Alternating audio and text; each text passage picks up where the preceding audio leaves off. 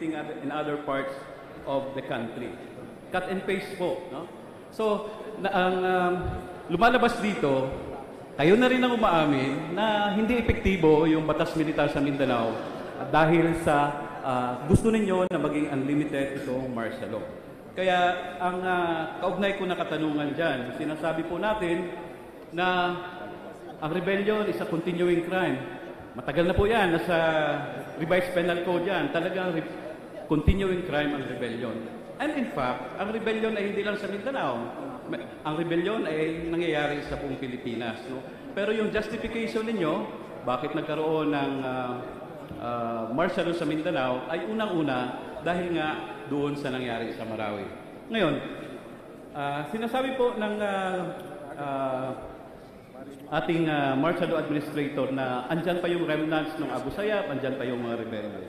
Ang kaugnay ko po na tanong dyan, when we transfer troops, for example, from Luzon to Visayas or from Caraga region to, or from the armed region to Caraga region, do you need martial law for that, Mr. Speaker? Transferring troops per se does not need martial law, Your Honor. Kaya lang po, itong ating martial law kasi, hindi naman ito katulad ng martial law nung nakaraan na absolute power ang pinapairal ng militar. Sa katunayan nga, yung mga functions ng mga local officials ay patuloy pa rin. Yung ating mga courts, they are still functioning normally and everything. Yun po ang hirap dito sa kalagayan namin dahil gusto naming mahuli lahat yung ating mga kalaban. Pero meron po tayong mga sinusunod na batas. Hindi naman sinasabi namin na aming ibabayolate yung batas para gawin aming trabaho. Kaya lang po siguro ay we need more time to catch these people, to neutralize them, to reduce their capability to create trouble. Pagka na po na-reduce dyan about 30% na kanilang capability and they become law enforcement problems, then the police forces can take over without the military. Kunti na lang kami siguro, support na lang kami. So, inaamin nyo po na kahit wala ang batas militar, ay pwede nyo habulin itong mga sinasabi ninyong threat groups sa Mindanao. No? Kahit kung mag-augment kayo ng tropa ninyo, hindi kailangan ng batas militar. Pangalawa ko pong tanong. Sir, Mr. President, maisagot ko lang ho kayo. Yung Yes. threshold ho na minamadali nyo kami, natapusin na, ang revolution ho ng Pilipinas, so, mag-50 years na ho on the 27, no? So, I think it's just but fair that you also give us a chance to quell this, no?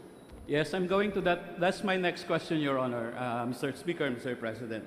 Kanina lang po, inamin ninyo nang tinanong kayo ng mga economic indicators, no?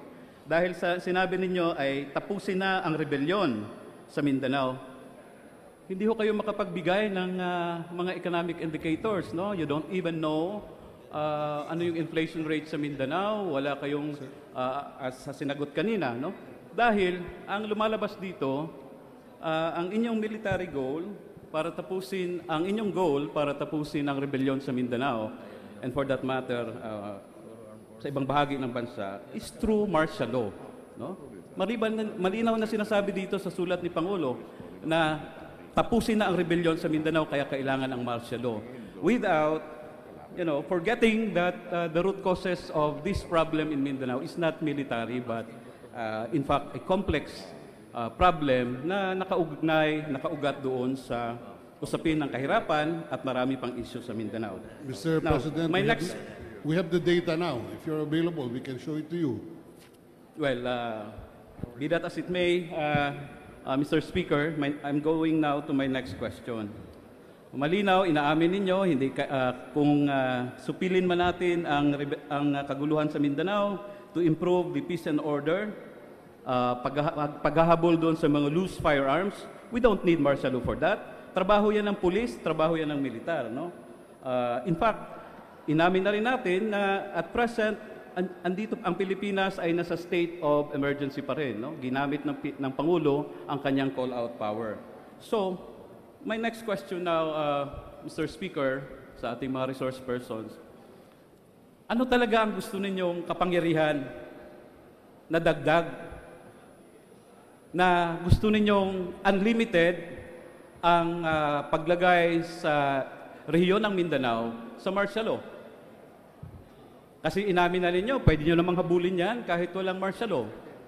Pwedeng mag-improve ang peace and order kahit walang martial law. At nabanggit na rin kanina, nag-improve ang ekonomiya sa Mindanao nung kapanahunan na walang martial law.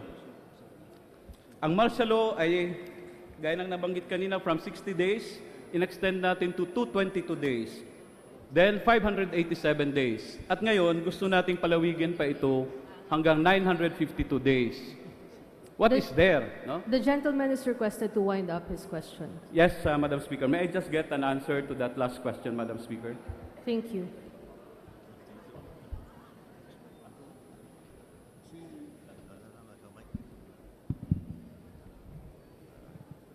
If I may answer, Congressman Zarate.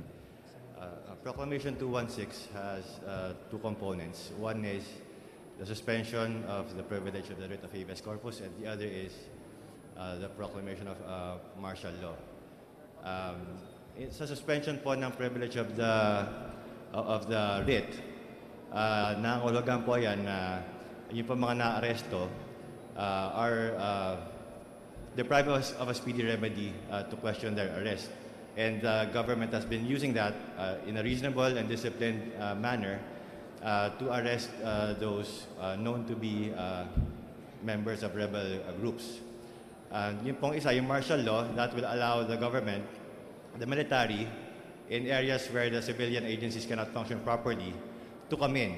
So that is a useful option that we want to maintain to be available to our military in those areas. So that is the advantages that we see, which is why we are requesting for this extension. Thank you. So, ang malinaw na gusto nyong i-short circuit, no, yung mga legal processes natin, kahit na pwede nyo itong gawin without martial law.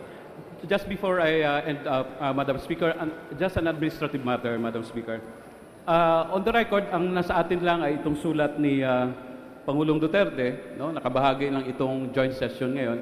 May we request, Madam Speaker, that the entire report being cited earlier by our resource persons, no, to justify the request for an extension of martial law be submitted to the House as well as in the Senate to form part of these proceedings, Madam Speaker, Mr. President. The request of the gentleman is noted. Thank you very much. Thank you, Madam Speaker. Majority Leader, are there any other senators who wish to interpolate or make a manifestation?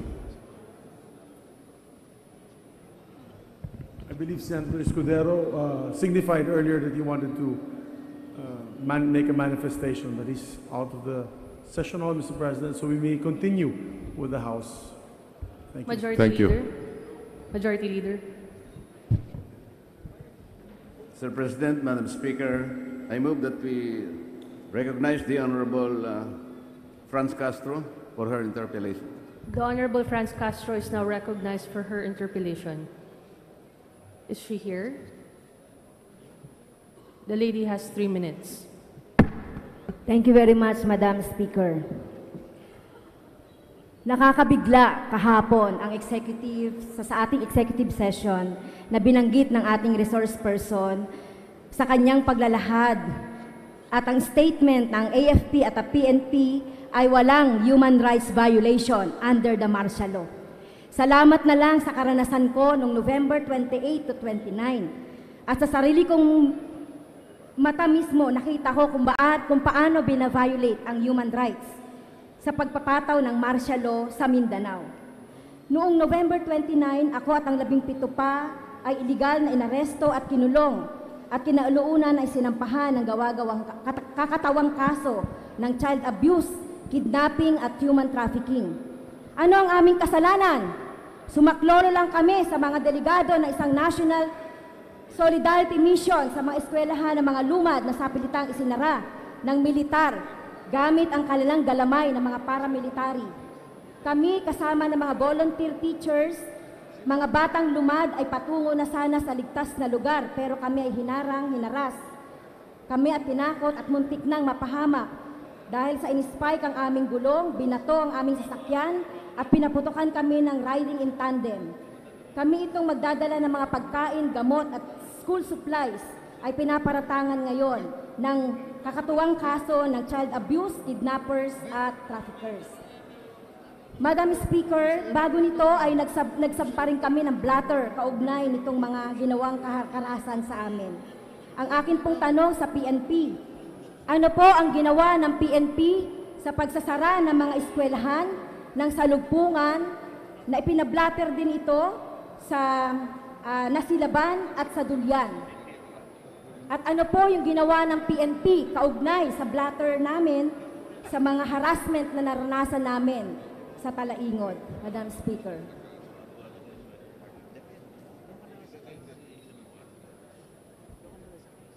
Madam Speaker, may I ask the answer from the Philippine National Police? Yes, Your Honor, Madam Speaker. I think it is not the PNP who closed down the Salpungan school. Hindi po kami ang right authority to close down any school. It is the elders po, not the Philippine National Police, Your Honor. Hindi ko po sinasabing PNP ang nagpasara ng school. Yung report po na blatter sa inyo, kaugnay noong pagpapasara ng mga paramilitary sa mga eskwelahan na ito at yung mga blatter na sinabmit ng mga teachers at kami po dun sa araw na yon, November 28. Ano po ang update dito sa at ginawa ng PNP kaugnay po nito? Madam Speaker.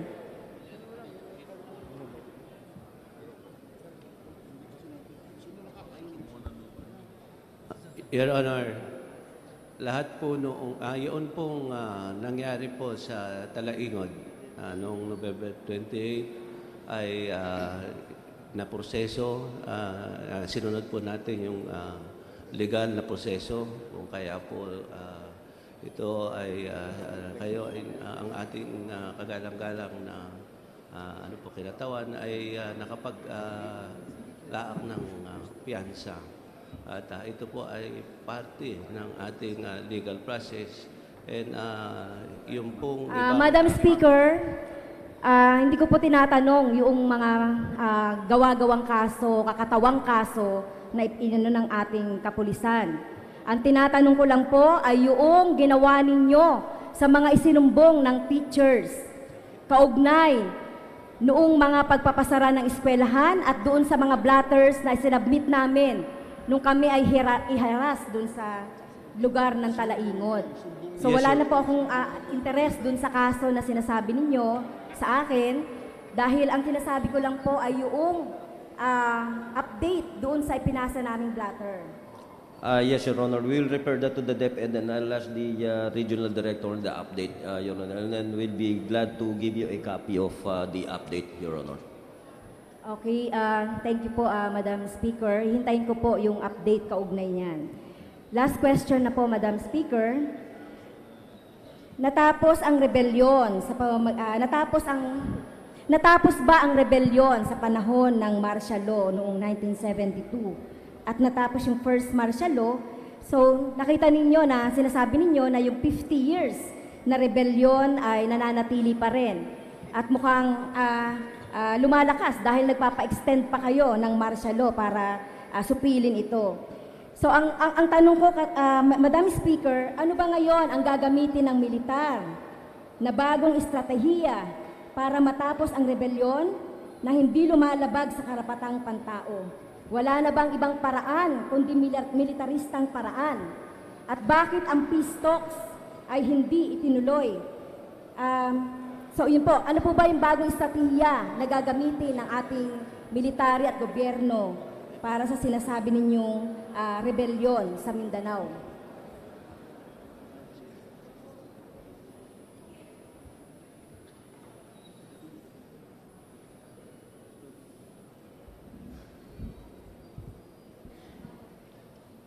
Ang sagot po, Madam Congressman, the strategy is a disciplined implementation of martial law. Nabanggit po na yung pong 50 years of rebellion sa history po ng Pilipinas to show na yung pong 2.5 years of martial law, if this extension is granted, is not an unreasonable amount of time. Ngayon po, for the past 1.5 years, we have been seeing an implementation of martial law that is so unlike the martial law that is etched in the memory of the Filipino people. So the strategy, Madam, is to continue in that disciplined implementation, charge with rebellion those who are arrested as required by the Constitution. And right now, we are seeing results, as mentioned po in our briefings before the Congress, the House, and the Senate, and in some of the responses heard today.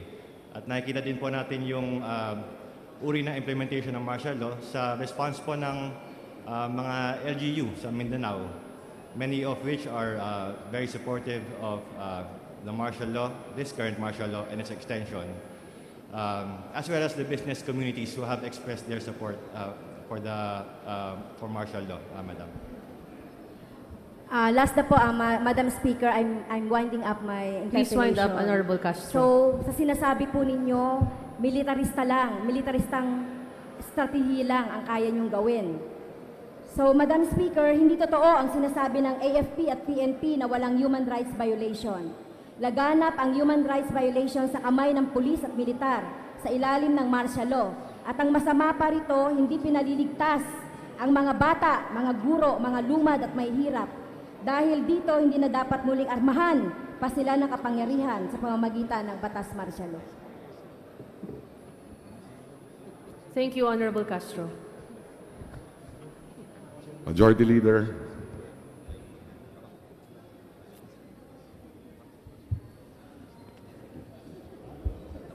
Please proceed, Majority Leader. On the part of the House, Majority Leader.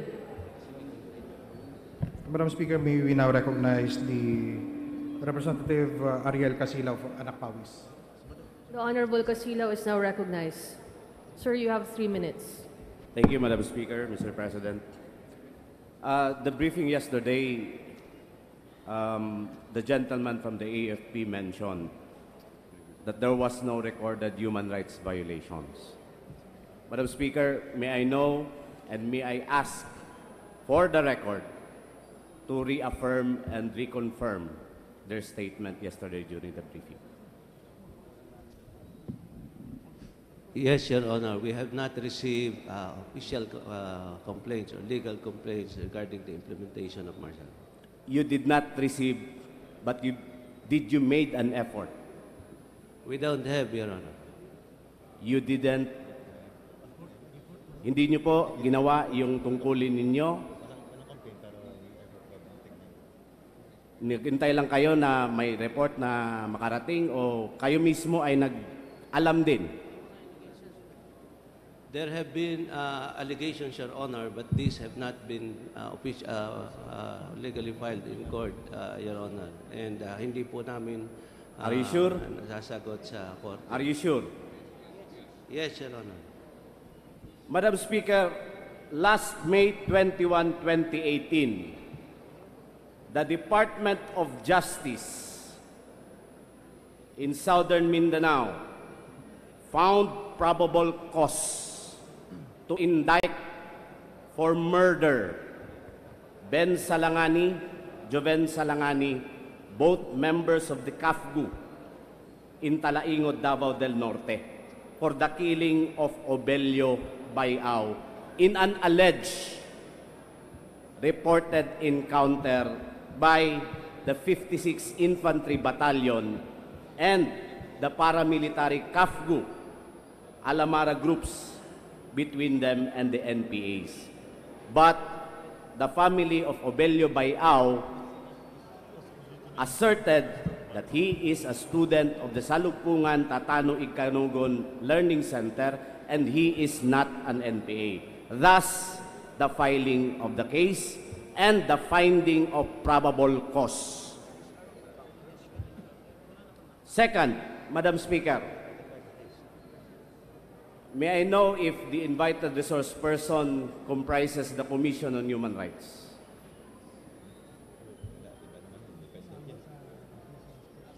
None. Why is it that we have not invited the Commission on Human Rights as part of the resource person, where in fact the claims of our proponents to extend the martial law, that there is no human rights violation. And in fact, local government units recommended for the extension by virtue of the resolutions in the respective provinces or regional development council.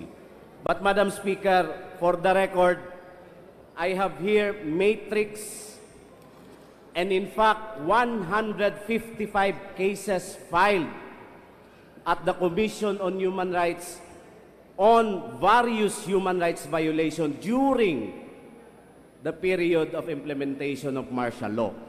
And the very recent finding of the Commission on Human Rights Region 12 recommending for the filing of possible charges of murder and multiple murder against Lieutenant Colonel Kabunok, head of the operations in the so-called Lake Cebu massacre, wherein 8 Lumad Manobos were killed as claimed by the AFP during an encounter, but with the findings of the Commission on Human Rights, highly irregular because they were killed by close range or shot at close range, blunt